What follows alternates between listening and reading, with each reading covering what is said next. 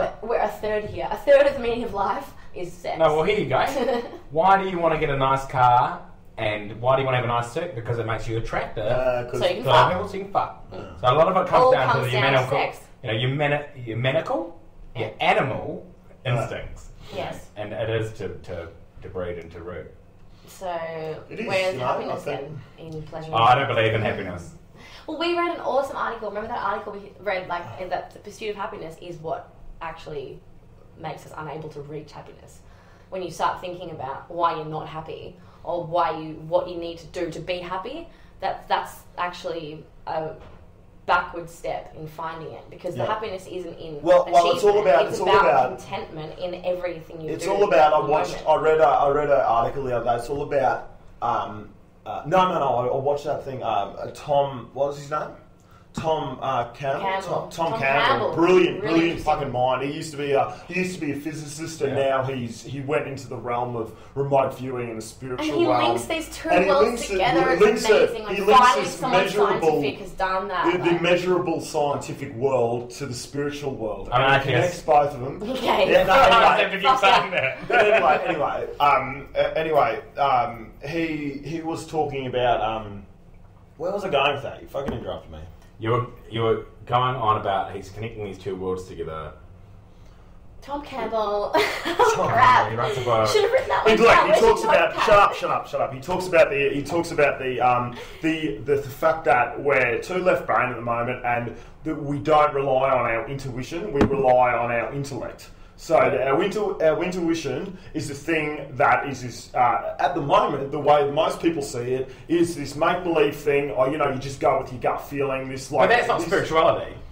Well, this is where he actually ropes it in. It through external forces. I haven't read his book, so I do apologise for any arrogance. It's called My Big Toe. His book's called My Big Toe, and it relates these external energy forces which create, which maybe some people call it a spirit guide or whatever, which direct you and give you that intuition. You're like, how you might be standing there and you're listening to this guy talking, you're like, I don't like that. But isn't that just your brain? That guy, no.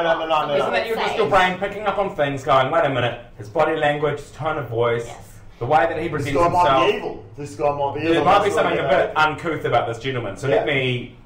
Well, that's the common sense used by your brain's, ability. Well, you know what? At the end of the day, we live in one of the most livable cities in the world, Melbourne. Actually, no. I just want to bring up a point. I'm going to say we're going to do this podcast on this, okay? And then we're going to cook some dinner, and we're going to do another podcast. We're going to do another podcast on the social aspects and the livability of Melbourne. Are we?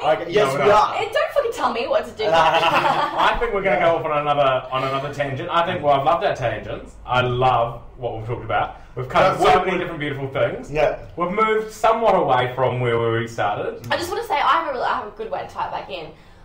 Given I've been to quite many different places around the world and seen, and we talk about the atrocities that happen around the world and the bad things and the poor people that have to deal with this and that, and then we forget about the amazingness of where we are, and I don't really forget about it, really. I appreciate the fuck out of it every day, and Absolutely. Especially when you travel, Australia is amazing, and Melbourne is amazing, but having this new job I've got at this local council, I had no idea the extent to which we look after our community. It's quite amazing. It really is. It's impressive, and I think we're fucking doing fine, and we are doing it. We're doing what we're supposed to. We're everything we talk about the way the world should be. We're doing it here. We're actually putting it into practice, and we're fucking going for it. That's the path that we're on here in Australia. We're not on the wrong path. We have the right intentions, and we're trying. We're doing really well. Two things then. Two things that Melbourne has got going for it that nowhere else you've travelled to has got going for it. Off the top of your head.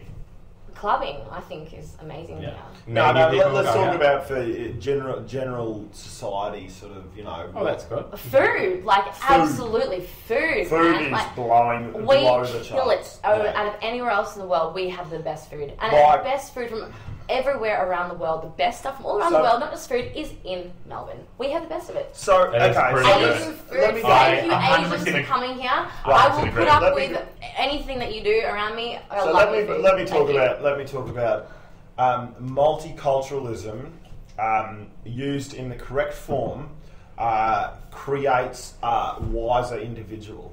Okay, so when you've got a lot of a multicultural factor in your society, okay, when you've got all these different subcultures grouping themselves in, from what I've experienced in Brisbane, the overall, from when I grew up, I don't know what's probably changed now, it's been fucking 7 years, but from what I experienced is you've got this overall concept that you don't really understand, and I'm being very fucking general here, but you don't really understand the way the world works.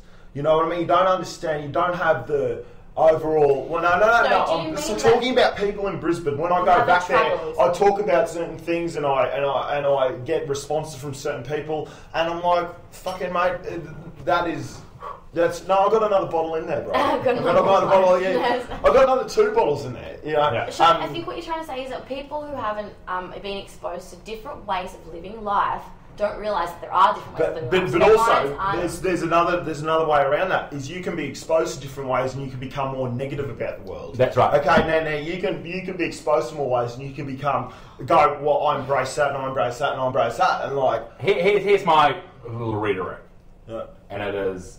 Rule of thumb. Yeah, my rule of thumb is if you're religious, you're an idiot because there is no God. Okay? No God. And that's because I'm a militant atheist. Wait, did you see that post on the gays? If there is a God, maybe there is no God sitting in heaven hating gays. Maybe we're all just intolerant assholes. No, I believe that might be true. Because I don't like for one thing is I don't believe in any higher being or God. And I think that anyone that, it's an upbringing thing. They've been taught to believe in that, but I think it holds people back. I think relying on your culture and using it as an excuse to do nasty, grievous, horrible things to one another is disgusting. But all that. And I think the true meaning of multiculturalism and the true meaning of bringing everyone together is when we respect each other's culture and we don't hold on to our own, but we adapt and learn to each other. Exactly, and that's the beautiful thing amalgamate. Culture can be. And guess what? We all live in Melbourne, and we're not Asian and Middle Eastern and this. We're Melbourne culture. I'm nothing. I'm just what I am on the day. So as soon as you open up your mind and your heart, exactly. And what I mean by heart, I mean your appreciation of everyone around you, and your acceptance of how things could be. This is yours. Exactly, and that's the beauty of what culture can be, and we share it. It's like I don't. You come here with your. I want. You know what? True culture. Come here, bring me your culture. I'll share it. I want you to tell me why you love your country. I'm going to tell you what I love. Well, true culture is saying, hey, look, this is something that really works for people over where I live, and in my tribe. Let me bring it over to your tribe. Does it work here? Oh, cool. It makes your life better. Let's use it. We'll all adopt it. And culture changes, and culture should be something that moves with the times, that's not stagnant within a book or a religion. No. It should be something that is free-flowing, everyone can access, everyone's got an input into the culture because it's for everyone. Yeah. And no one should pull culture back. Though, being multiculturalism is saying, we've got lots of different types of people. That we have to put up with. Instead of saying we're a cultural, and we've got a culture. Yeah. But you know that's one of the things. Whenever I come back, everyone says, "So what's the difference between cheers, motherfuckers? What's the difference between Brisbane and Melbourne?" And I always said, from my experience of both, Brisbane just hasn't figured out what it wants to do yet. You know, everyone, the collective consciousness hasn't really gone, well, you know, I want this to be this particular idea. You know, you've got a lot of people going out, getting fucked up, and like, you know, and there's a bit of a backyard barbecue sort of, you know, culture, a bit of a going out. But you know, you walk down some streets in Melbourne, Fitzroy. I'm talking about inner cities, Fitzroy, Richmond, yada yada. Monday nights, sometimes the busiest night out. You know what I mean? You got a few dinner specials on. People are out there fucking really getting involved in the culture of the society, and not just sitting in the home. Brisbane is just literally house fucking rules. You know what I mean? Like you know, sure you got a bit of, like I said, a barbecue culture. You know, mates come over and this and that, but it's really a more primitive fucking. But don't look. But you don't have to look at it like it's that. Not a you bad, can look at it it's like not a bad fucking thing. they have a culture of their own, which is different from what we've got, and it happens to be but that it's come about Well, because here's they've a had question. less of an influence What from is- outside influence. What is culture? What would be one or two things you could say about the actual culture of Melbourne? If you had to say, Melbourne people are... I think we're creative. Okay. Sure. The alternative nature of the culture through your different sort of mini cities in, like you got Brunswick Street, then you've got Fitzroy, then you've got St Kilda, then you got, and like I'd say elitist. Diverse. I'd say elitist. Diverse. I'd say elitist. Definitely, because the CBD, man, is extremely elitist. Do you think? Oh, yeah, everyone wants to be at this restaurant, and everyone wants to do this thing, and everyone's eating this now, and the people don't want to wear that. Trendy. Okay, Melbourne trendy. That is a word. Trendy. Trendy is sold. That's been sold to you. We've got to stop talking over each other. No, but that's I think a very Melburnians are very thingy about what's in fashion. Well, a lot of the fashion comes from the people who are living in poverty. Just look at So- actually, I really love feed the the whole fish. faux. I forgot to feed the fish. The faux phenomenon. You've had pho, haven't you? What's up? Pho? Oh, Vietnamese fuck. noodle soup. Okay, dude, You that's haven't the had pho? I've next. never had it. We're going to pho this week then. And we'll do that. So we, Good. like me and my girlfriends, we go there every week. We've been doing that for years now. But like now it is fashionable to be seen at this dingy ass Vietnamese noodle soup shop on Victoria Street, and there's a line out the front. There's news items written about it in the age. That's Melbourne. That's Do you Melbourne. know what Melbourne is? Melbourne is you cannot book a restaurant. Yeah. There's- Melbourne is you can't get into a nightclub unless, if you're a dude, you cannot get into a nightclub unless you have two chicks on either arm. Or unless That's- you know There's someone. two great restaurants that have opened up in Melbourne recently. One's called Chin Chin, Yeah. and the other one is Mamacitas. They do not take bookings because No. what it does is it creates a vibe of you can't get in, motherfucker, Lana. So I the waited best- 2 hours for Chin Chin and up to 3 hours before for Mamacitas. Well, you're fucking mad. You waited Don't wait in line, mate. No, Food was amazing. I'm saying that in the But it's nicest possible elitist. way. Yeah. It's elitist, and so that's the culture. The culture is, I like, and you know what? I don't want to be funny. I love feeling elitist. I know that That's a good. it's probably wrong. It's a good feeling. But hold on. You like feeling elitist in a natural sort of way, not because you've got the fucking dollar bills in the back pocket and you just throw them at people. You know, that's a different sort No, of. I waited elitist. for 3 hours. You waited for 3 hours because it's got the best fucking food that you can find in that aspect of Melbourne. You know what I mean? And okay, I can guarantee you Brisbane doesn't have anywhere near that sort of fucking situation at the moment. You know what I mean? It doesn't have the talk on the street. Yeah. You know what I mean?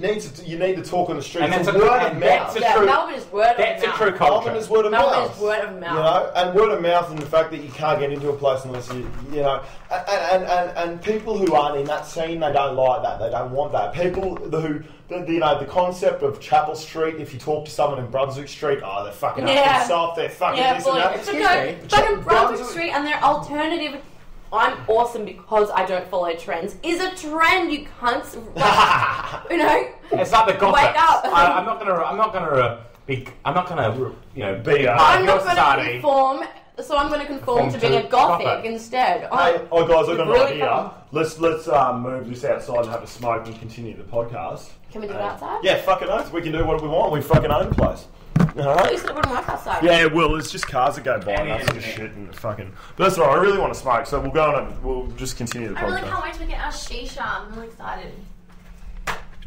We were going to buy them there, but I'm not going to have a big fight that we wasted time. That's alright, but fights resolve shit. That's the thing. Yeah? We didn't resolve anything. Okay. So here we go. Here you go. Oh, it's Thanks, brother. No problem. So we're lucky enough to be overlooking a beautiful city view of Melbourne. Oh, okay, this apartment is the shit, by the way, everyone. And I found it because She's the shit, girl. this view we get to look at every day is spectacular. We get to look, speaking of Melbourne, I think that might be it. I think that's it. That is Melbourne, definitely.